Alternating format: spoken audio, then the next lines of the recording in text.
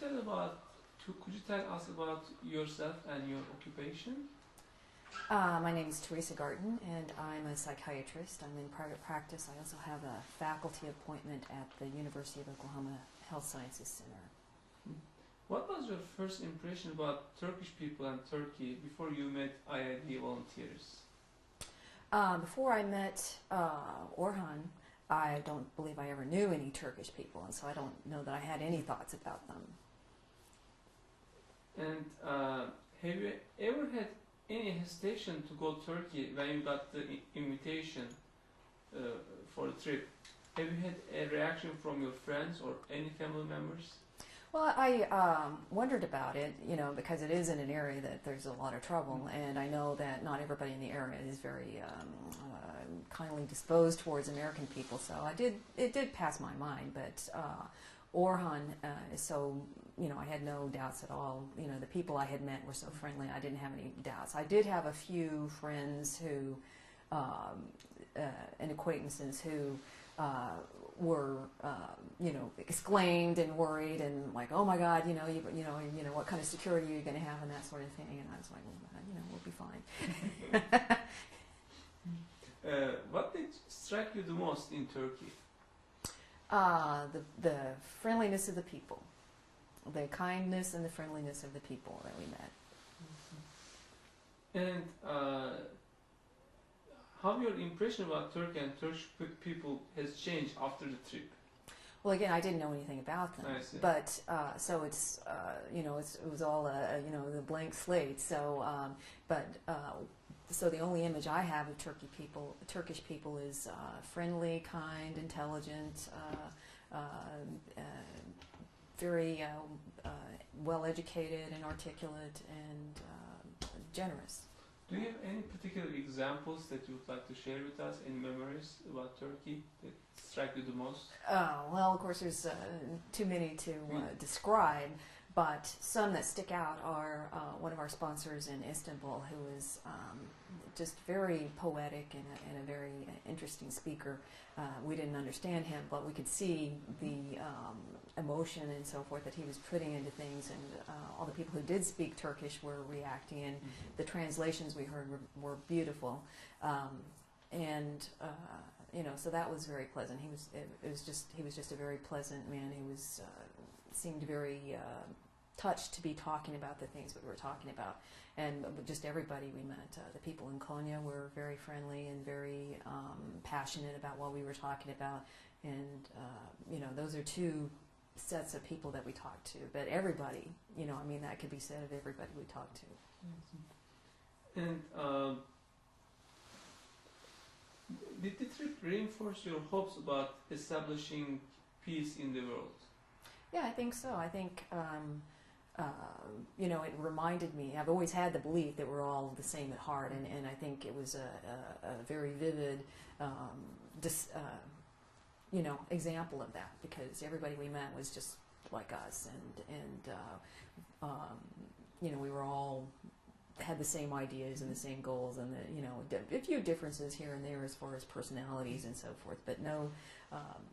The overall whole, the Turkish people were no different than any of the American people I've met. And did this trip arouse any ideas to you about new activities and projects of interfaith dialogue? That's harder because I'm not really involved in any, interfaith dialogue ideas. And, my job is a little different than some of the other people I went with. I'm not a minister. I'm not a religion student. I'm not a philosophy professor. But I do work with people, and I do,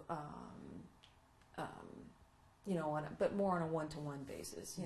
Over the course of a day or a month or a week, a year, I probably see at least as many people as the people who have classes. But and it's sometimes hard to figure out how my experiences can relate to the new people. But people knew I was going and asked me about it, and I tell them all about it. And I have friends who knew I was going, and I tell them all about it, and they all want to see. I haven't got my presentation ready, but they all want to see it, and they're all wanting to, and I've told a little bit about the trip. So mine will be more the little ripples gradually, rather than a big group at one time. But so I think that's probably more what my mission, so to speak, is to just one person at a time. And I guess they're doing small groups at a time, and so it's something like that.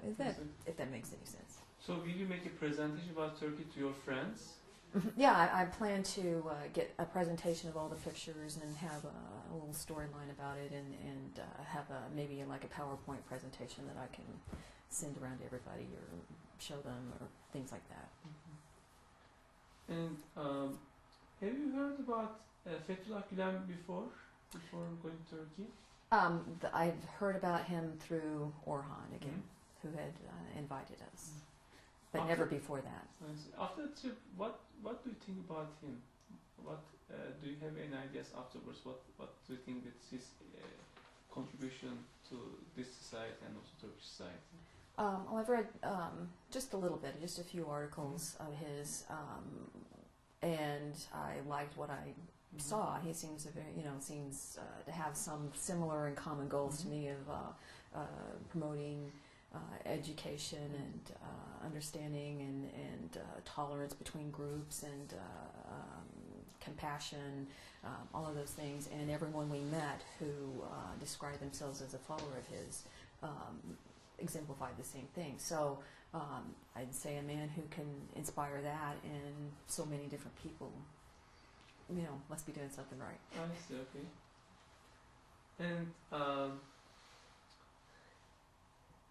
do you think such education model encouraged by Fethullah Gulen could be successful? I mean, what do you think that they work? Why do you think they work so well? Why do I think they work so well? Yeah. And I don't really know. We visited several schools, 4 or 5 or more than that maybe, and all the students seem to be, well behaved and interested and curious and all that sort of thing. And I don't know how the teachers are inspired so much to.